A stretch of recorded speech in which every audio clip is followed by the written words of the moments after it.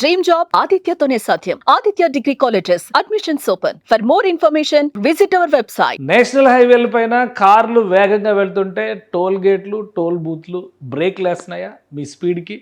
So దీన్ని break చేసేటువంటి పనిలో కేంద్ర ప్రభుత్వం నిమగ్నమైంది. అతి త్వరలోనే టోల్ గేట్స్ అన్ని తీసేసేటువంటి ప్రణాళికని అమలు చేయబోతుంది. ఇక నుంచి టోల్ ఫ్రీ ఇండియాని డ్రీమ్ చేస్తున్నట్టుగా కేంద్ర ప్రభుత్వం ప్రకటిస్తుంది.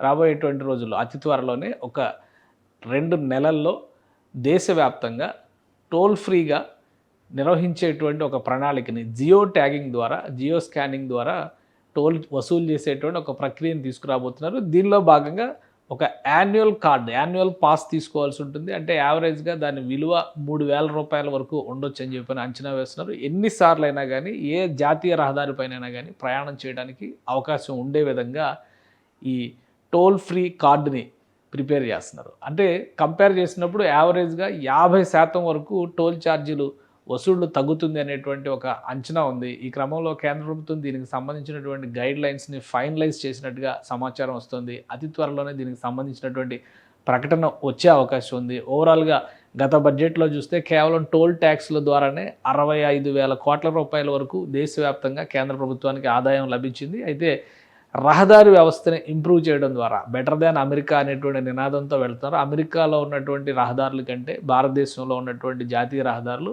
మరింత అద్భుతంగా మెరుగైనవిగా ఉండాలనేటువంటి సంకల్పంతో కేంద్ర ప్రభుత్వం పనిచేస్తుంది. ఈ క్రమంలోనే వేగాన్ని నియంత్రించేటువంటి వ్యవస్థలుగా మారిపోతున్నటువంటి టోల్ బూత్లని పూర్తిగా తొలగించడం ద్వారా శాటిలైట్ స్కానింగ్ సిస్టమ్ని అమల్లోకి తీసుకొస్తారు. అంటే ఒక జియో ట్యాగ్ ఇస్తారు, అది కారు వెళుతుండగానే స్కాన్ చేసేటువంటి అవకాశం ఉంటుంది. దీనికి సంబంధించి స్పెషల్గా ఎటువంటి మెజర్స్ తీసుకోవాలనే దానిపైన ప్రజెంట్ గైడ్ లైన్స్ అన్నీ కూడా రెడీ చేసింది.